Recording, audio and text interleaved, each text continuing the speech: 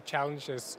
So I think I want to ask each of you if you can think of an example of either a project you have been involved in, like a specific challenge and also a specific like benefit, because then we can learn a bit more about specific problems and the solutions to them maybe when doing these collaborations. If you want to start, Eilert.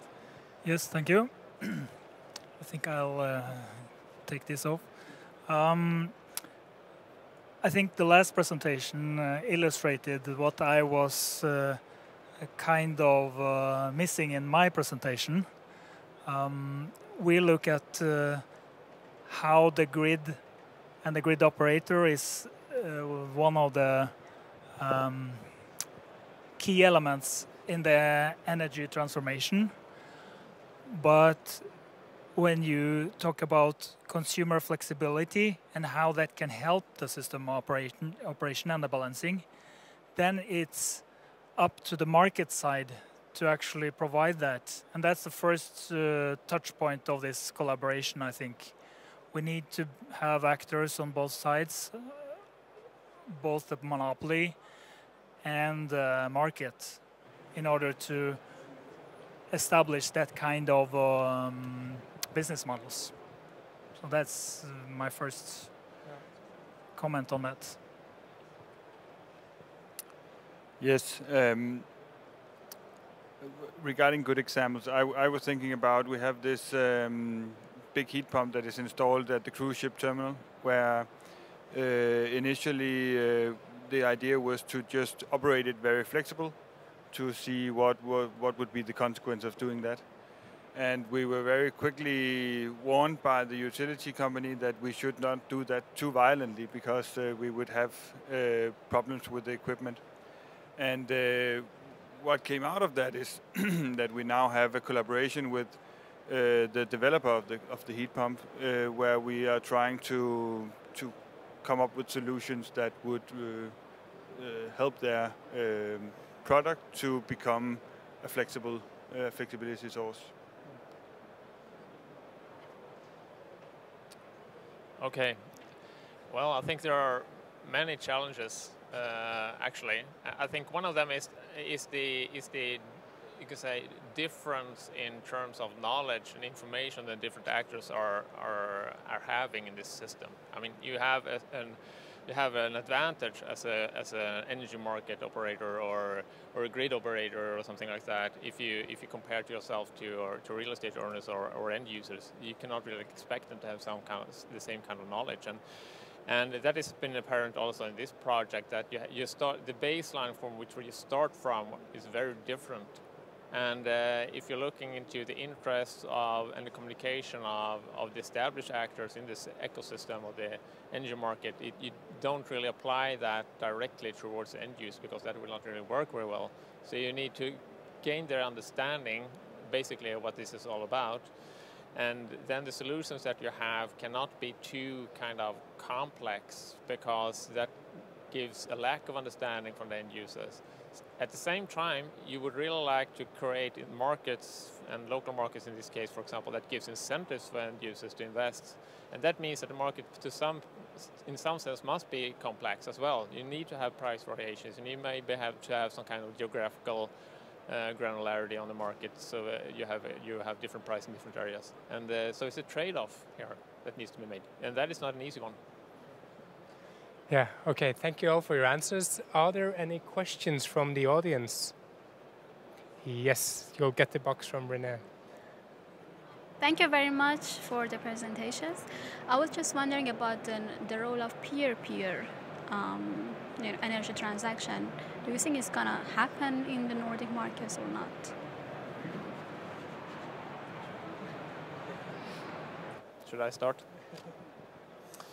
I think there are applications of peer-to-peer markets that can definitely become something in the Nordic market as well, on a kind of distribution level. Right now, there are regulatory barriers and technology barriers as well before that can be realized, I think. But one issue that is kind of, if you're looking at physical trading of electricity or energy between different actors in the system, one of the main challenges is that you have a common framework in terms of the grid. So you need to have transfer through the grid. And that means that you always need to kind of involve the grid operator in some sense or another. And that kind of moves from the general idea of peer-to-peer markets, where you don't really have a central kind of actor controlling stuff. And that makes it a bit challenging, I think.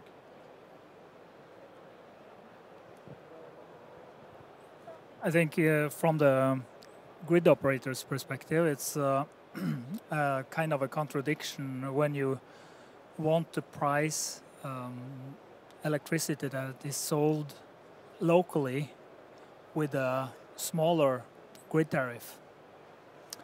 That's part of the objective for peer-to-peer, to have the electricity traveling a short distance. And then you end up with less people to pay for the grid costs. And that's seen from the regulatory side a bit dangerous route to go, because then you will have a spiral where the grid cost will increase for the rest of the consumers. So it adds to the complexity, but it's a really interesting thought on how to do the local balancing, I think. Yeah, we've done some analysis with some solar PV system that is installed in a school, and then trying to get some of the parents of the pupils to participate in a peer-to-peer market. It's quite difficult already with people who know the peer that they are collaborating with, and I expect it to become even more difficult if they don't know the person or the entity. But on the other hand, there are also some options where, I mean, peer-to-peer is not necessarily only electricity. It could also be for cooling or for heating. And I think in that case, you already now see supermarkets that make peer-to-peer heating with some of the residents close by. So I think some of it will be there, but it's not going to be the majority. Okay, thank you all for your inputs on that question. Is there any other one that have a question? Yes, let's do one more before I get to ask mine. Thank you guys for great presentations. I would like to ask Magnus regarding the Fed market. How did you keep consumers engaged to actually keep repetitively coming back to this double-sided auction platform, and actually how did you structure the product? How did you actually make them come back to it and submit transactions and bids? Well, okay. In this particular project, it's a demonstration project, actually including the real estate owners and the end users. They are basically the end users in this project. So engaging them in this was fairly easy since they were already in the project. And then I didn't mention that maybe, but we have created the system so it's run automatically. So what you do is basically that you set some kind of preferences in your configuration for your building, and then it operates automatically on this market. So it's not any manual transactions or manual stuff going on really in that process, which I think is important because you cannot really expect that from anybody. So definitely, the technology side of things here is important. But that is in this specific case. I mean, we have done a demonstration project. If you want to deploy this somewhere else, it's a different story. Then you need to have more communication and more discussion with end users on how to engage into this market. Anyone else want to give input on that? No?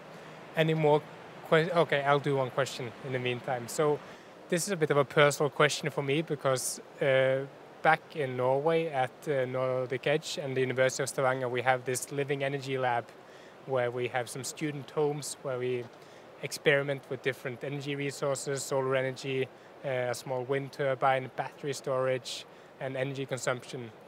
And like what we find to be one of the biggest challenge is the data and the quality of the data. Like we discovered after doing all the installation, we thought we would get data in the same format, but suddenly there's different time steps.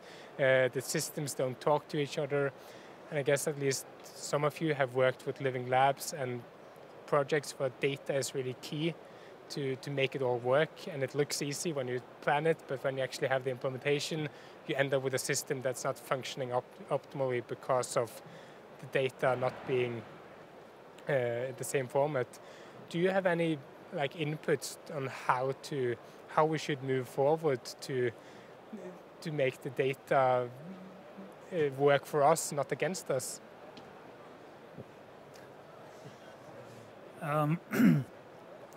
In our experience, the 80-20 rule applies for most of these projects as well. You spend 80% of gathering the data and then 20% of the rest of the project. It's the same in this case, and in our case we actually are using real data, real grid information from a grid operator, and the regulatory framework around data access, for instance, is the first barrier. And the grid companies that we take the data from, they are not experienced with these kinds of exchanges. The next step is to actually increase the data quality, and that is also a really big task. So you need to have tools, platforms to support this. Okay. Does it work? I think something is... It's the rain, apparently. If everyone still hears us, I think we can continue. Yes. Just try not to focus on the rain in the background. So without touching on GDPR, which is definitely an issue, we had some of the same with 80-20. There was definitely in the beginning a clear trend that researchers were asking far too much. And that made also the problem of converting everything to be same unit and same time zone and all even bigger. So it's also a matter of knowing where to start and what's the important factors. So yeah, I don't think we finished how to do this, but I also stressed in my presentation that this PowerLab DK, which is a university entity, but I think they have a solution that they are ready to share with others. So that could maybe be an idea to look that up. I don't think I have much to add. It's a challenge. I mean, it's always been a challenge, and it will continue to be a challenge. But some kind of open data platforms and standardized formats would be something to start with, maybe. Yeah. Thanks for those. I have some more input to take back home to make our Energy Lab work properly. Do we have any more questions from the audience? No, that's good, because then I get to ask all my questions. So, one question that was stuck into my hand by René, just when Eilert did his presentation, that's linked to like how the market is regulated today. And today, like the grid operators, they are market regulated, and so when they build capacity, they are remunerated with the regulated tariff. So, like in your opinion, how can they be motivated to use flexibility or any other innovative mechanism instead of just keep building new capacity, which is what benefits them most today? Maybe some of you also have inputs to that one. Yeah, so talking about Norway, and I think the regulation is quite similar throughout Europe. It's very CapEx oriented, so the only medication today is to build more grid. I think the regulation needs to turn much more towards an OpEx focus, where you actually are incentivized to use other measures compared to grid reinforcement. We've been looking a lot on the tariffs of the distribution grid, how to share that more fair between the different consumers, and it seems that the way that it's done today is somewhat offset of the real cost. So there's definitely some challenge in converting these costs into something that is more realistic for the consumer, which would also in many cases change. We just talked about peer-to-peer. So if the variable cost of the distribution becomes smaller, then peer-to-peer would be more interesting. But today it's not. So it's important to consider these trends. Well, it's I suppose it's all about defining the revenue cap. I mean, that's what it's all about. So, and as it looks today, you don't have much performance-based regulation into that. It's all based on capex. So, performance-based regulation.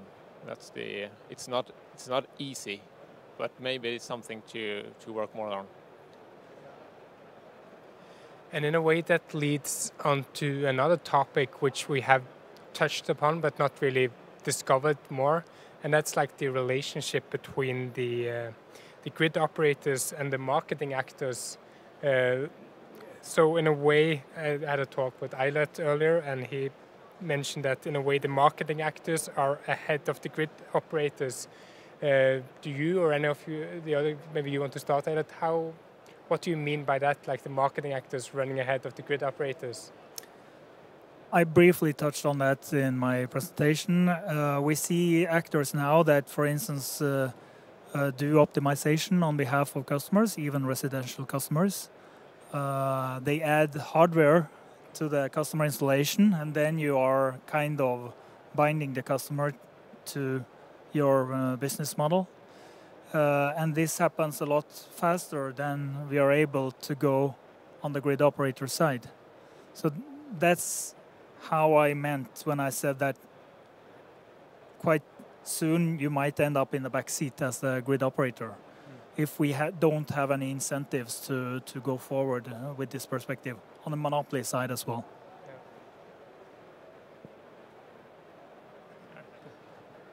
I think this is quite interesting because if you look at how DSOs and grid operators has been investing, I mean the life cycles are 50 years or so on the investments. So that means that you have quite slow processes and you have a totally different time granularity on the consumption on the consumer side. So of course that becomes a challenge. How could they kind of not get stuck in the back seat in the future? Because then you need to act faster probably. Yeah, that's some useful insights.